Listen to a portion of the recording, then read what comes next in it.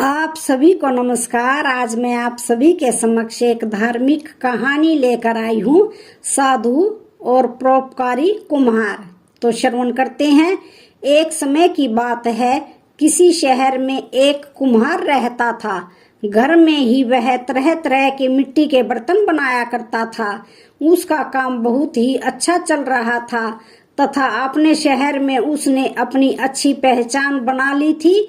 यहाँ तक कि बड़े बड़े व्यापारी तथा धनी लोग भी उससे कभी पानी के मटके तो कभी अपने बच्चों के लिए मिट्टी के खिलौने ले जाया करते थे।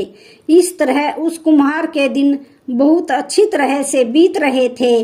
एक समय की बात है, कुम्हार ने रोज की तरह मिट्टी के ढेर सारे कच्चे खिलौने तथा मटके बना रखे थे।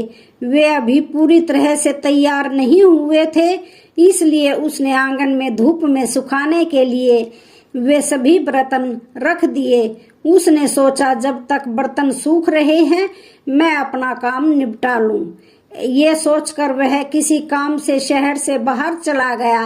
वह अपना काम खत्म करके अपने घर की ओर लौट ही रहा था कि अचानक मौसम खराब हो गया और जोरों की बरसात शुरू हो गई। अब तो कुम्हार को अपने बर्तनों का ख्याल आया और मारे डर के उसका दिल जोर जोर से धड़कने लगा। वह जल्दी जल्दी अपने घर की ओर भागा, लेकिन जब तक वह अपने घर पर पहुंचा तब तक सारे बर्तन बारिश में भीगने के कारण खराब हो चुके थे। उसका काफी नुकसान हो चुका था और उसके पास इतने पैसे भी नहीं बचे थे कि वह फिर से सारा सामान बनाने के लिए मिट्टी खरीद सके। उसने अपने दोस्तों से धन मांगा, लेकिन सभी ने मना कर दिया। वह निराश होकर अपने घर लौट आया। उस शहर से कुछ मील दूर एक गांव था जिसमें एक बड़े प्रसिद्ध साधु रहा करते थे।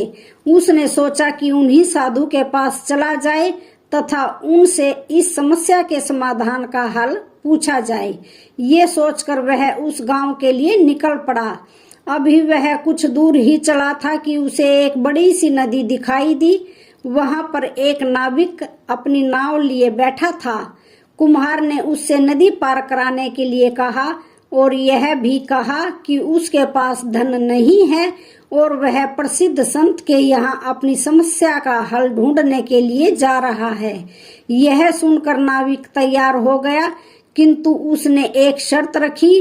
नाविक ने कुम्हार से कहा, उन साधु को मेरा प्रणाम कहना और पूछना कि मेरी आमदनी बहुत कम होती है, जिस कारण मैं अपने परिवार का भरण पोषण नहीं कर पाता।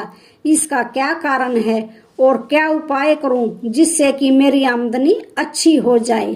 कुम्हार ने उसे विश्वास दिलाया कि वह साधु से इस बारे में अवश्य पूछेगा।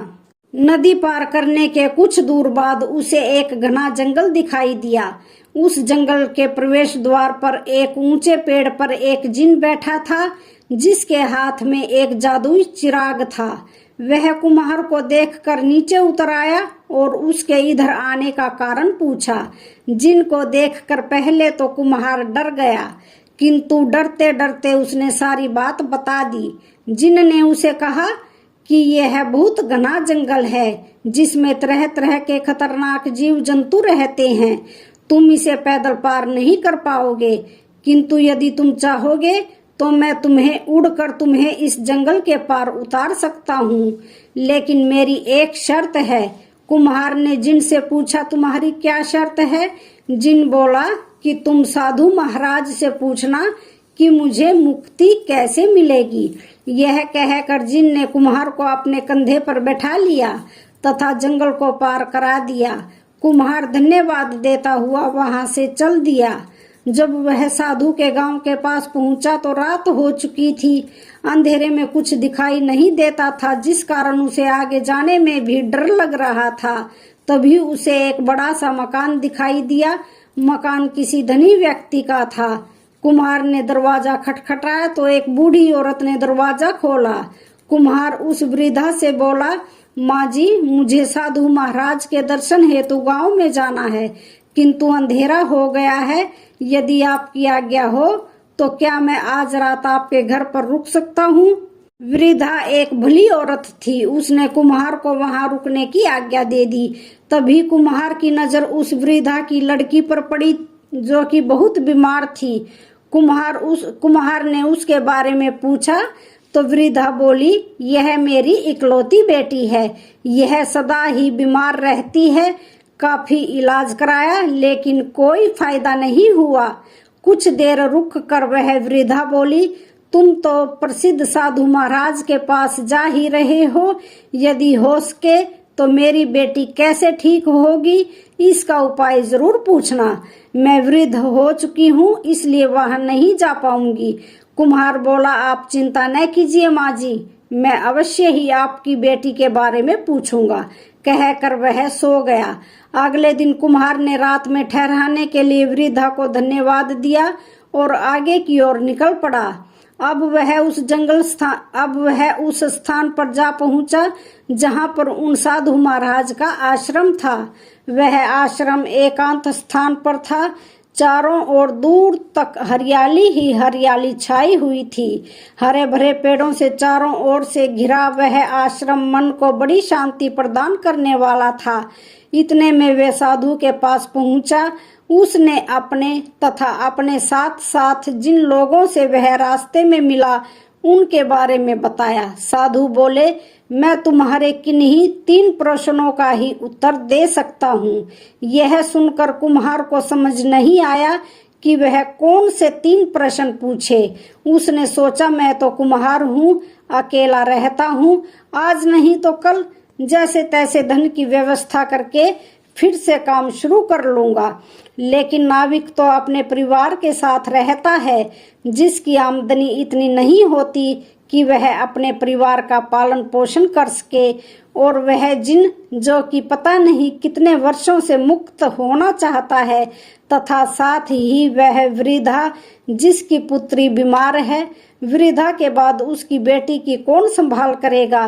कुम्हार ने निश्चय किया कि वह अपने बारे में न पूछकर उन तीनों की समस्या के बारे में पूछेगा। साधु ने उन तीनों प्रश्नों के उत्तर उसे दे दिए तथा उसकी दूसरों के प्रति भावना देखकर वह बहुत प्रसन्न हुए तथा उसे आशीर्वाद भी प्रदान किया। साधु को कुम्हार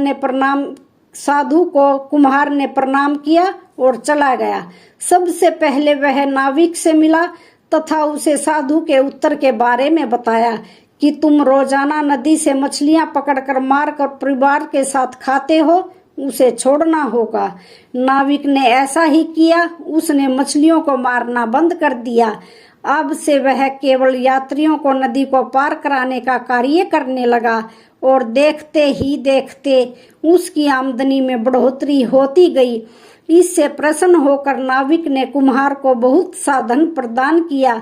अब वह कुम्हार उस जिन के पास पहुंचा। कुम्हार उससे बोला, तुम जब तक अपने हाथ में यह चिराग रखोगे तब तक तुम मुक्त नहीं हो सकते। मुक्त होने के लिए तुम्हें चिराग को छोड़ना पड़ेगा। जिन ने ऐसा ही किया और तभी वहां पर एक रोशनी निकली और जिन तथा चिराग दोनों ही उस रोशनी में गायब हो गए और मुक्त हो गए। अंत में वह उसी वृद्धा के घर आया और बोला, आपकी बेटी तभी ठीक हो सकती है जब उसकी शादी किसी परोपकारी व्यक्ति से कर दी जाए। वृद्धा ने सोचा कि ऐसा परोपकारी वर उसे कहाँ मिलेगा। यह सोचकर कुम्हार से अपनी बेटी का विवाह कर दिया। कुछ दिन के बाद वृद्धा की बेटी बिल्कुल ठीक हो गई तथा कुम्हार और लड़की दोनों सुखपूर्वक रहने लगे। इस प्रकार उन साधु के आशीर्वाद तथा कुम्हार की भलाई से सभी का जीवन खुशहाल हो गया। तो आज की वीडियो का यहीं पर समापन होता है। वीडियो अच्छी लगे तो चैनल को लाइक शेयर सब्सक्राइब जरूर करें। धन्यवाद।